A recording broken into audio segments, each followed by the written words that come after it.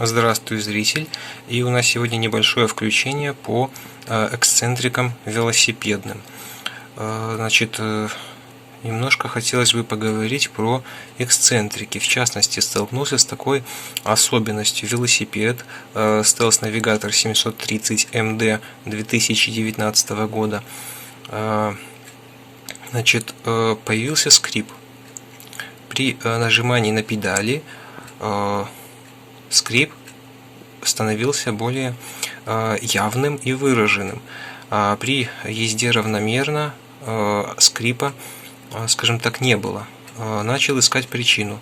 Ложил велосипед на бок, прокапывал резьбу каретки, квадрат, крепление шатунов, смотрел кассету, колеса, трещины в раме возможные смотрел, но вроде как все нормально. И в один из моментов эксцентрик заднего колеса решил поджать, так как один из популярных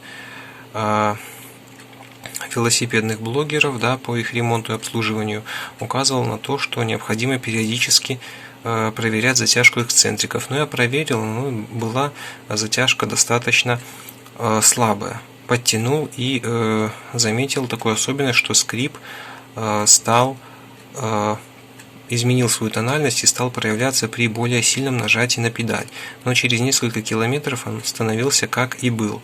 Ездил я с таким эксцентриком и потом вдруг решил его поменять. И, соответственно, поменял на другой, скажем так, такого плана. В принципе, обычный, тоже самый простой, no name, и ситуация немножко изменилась. И еще по поводу эксцентрика, сверху мы видим, это стандартный эксцентрик переднего колеса велосипеда Stealth Navigator 730 MD. Значит, в чем особенность? Переднее колесо тоже при пробеге где-то 1500 начался стук откуда-то, то есть смотрел каретку нормально, заднее колесо нормально. На переднее колесо стал такой ощутимый люфт на колесе, хотя вроде бы втулка как на промышленных подшипниках, пусть и самых дешевых, но появился стук.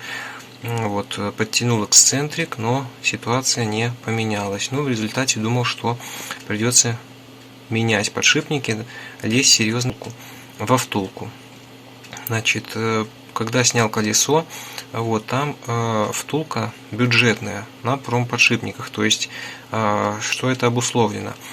Подшипник, внешнее кольцо запрессовано во втулку, а внутреннее стягивается двумя гайками, осью. И эти контргайки подтянул я навстречу друг другу, и вроде как люфт исчез, и с таким усилием, чтобы колесо вращалось еще свободно, и люфта не было. Поэтому тоже косвенно может указывать на то, что эксцентрик, видимо, периодически расслаблялся. Он именно передний сейчас мы видим, и тот, на который он был заменен. То есть мы видим, что эксцентрики no name, и что бросается в глаза.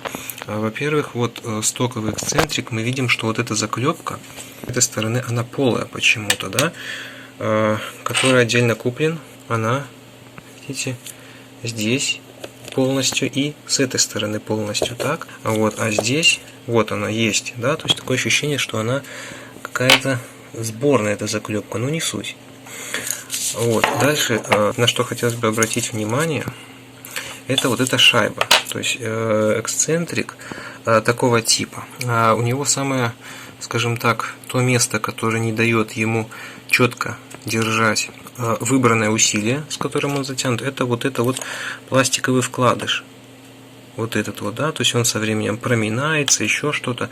То есть есть эксцентрики Shimano, например, где эта деталь, с этой шайбой, они сделаны единым целым, но такой эксцентрик найти не удалось, то есть нашел такой. И причем летом 2021 года найти эксцентрик переднего колеса на велосипед оказалось крайне сложным.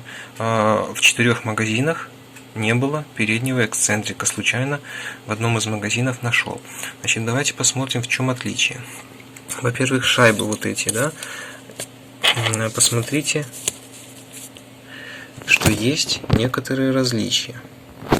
эксцентрик, который был куплен отдельно, здесь шайба, видимо, как немножко потолще, видим, да, и здесь шайба просто как, скажем так, цилиндр и все, а здесь, если так присмотреться, то на конце идет вот здесь вот некоторое заужение, то есть, ну, какая-никакая дополнительная жесткость есть.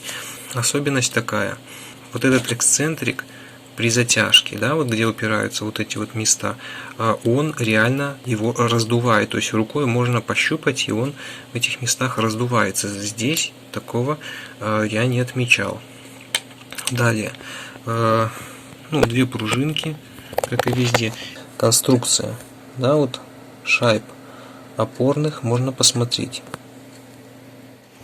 Обратите внимание, на стоковом эксцентрике вот так вот виден колпачок, так называемый, да, который со стороны противоположной от ручки, и купленный, да, вот, с которой куплены, здесь вот эти вот зазубринки, они более выражены, и площадь их побольше. Здесь же зазубринки как таковых и нету, просто какие-то насечки, да, и примерно так же выглядит и часть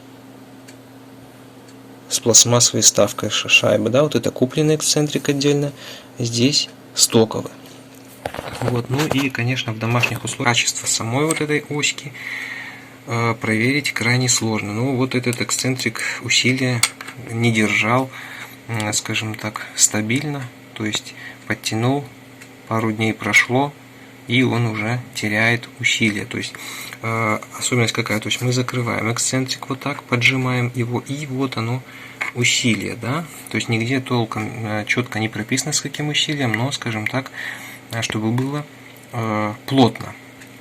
И важно помнить, что на втулках насыпных, так, затяжка эксцентрика может влиять на затяжку конусов. То есть, если эксцентрик сильно зажать, то колесо может начать хуже крутиться. Этот момент тоже важно отслеживать. Так вот, когда эксцентрик затянут, вот этот момент, когда мы начинаем его отпускать, то есть он может отпускаться туго, потому что пластик, вот эта вот часть, она несколько деформируется. И вот тут мы эксцентрик разжали. И когда начинаем зажимать, то мы видим остаточное усилие, которое осталось, оно может быть крайне малым.